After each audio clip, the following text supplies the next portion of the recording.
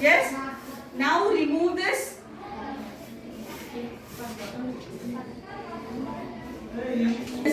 Two drops at the corner and tell me the color change. Yes, it has changed. Yes. Yes, very good. So with this experiment we understood that red litmus with the acid is to which color? Red color. Yes. Keep aside your litmus papers which have been tested.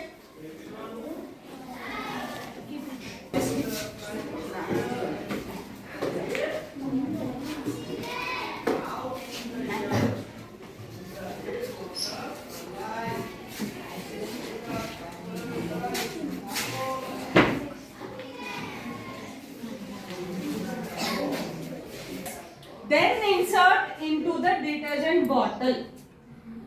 Yes. And leave the nozzle. Leave the head. Yes, ma'am. It was came. Yes, ma'am. Yes. It came into the pillar. Yes. Where is it? Huh? Okay. After now take blue and red litmus as well.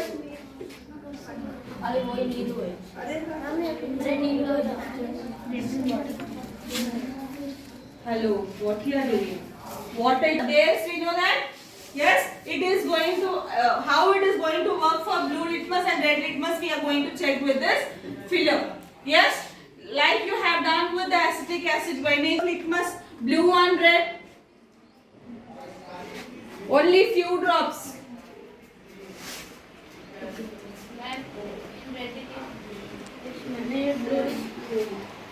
Yes, ma'am. Blue is blue. Red is red. Red is blue. Red is blue. Blue is blue. Blue is blue. Ma'am, blue is blue. Red is blue. Quiet.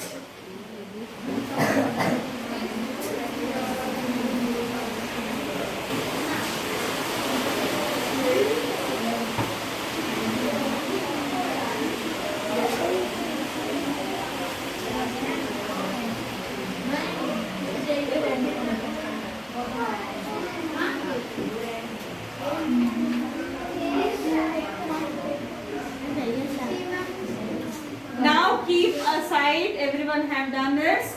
Yes. How? What is the color changes for blue and red?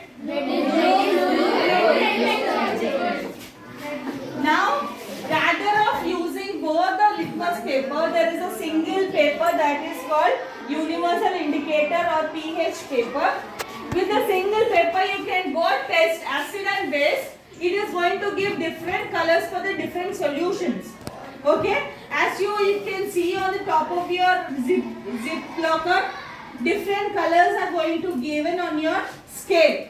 So what does it indicate? Which acid? According to the color, we can just see the number of the pH and we can tell whether it is a weak acid, strong acid, whether it is acid or a base by looking at the scale of the pH indicator. Understood?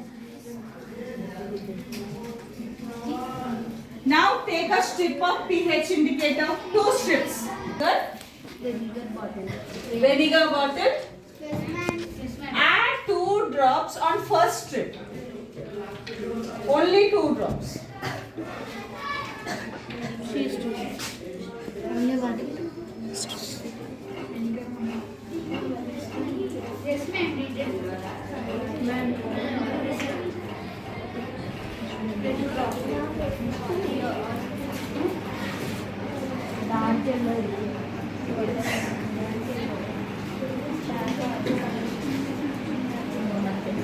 Done?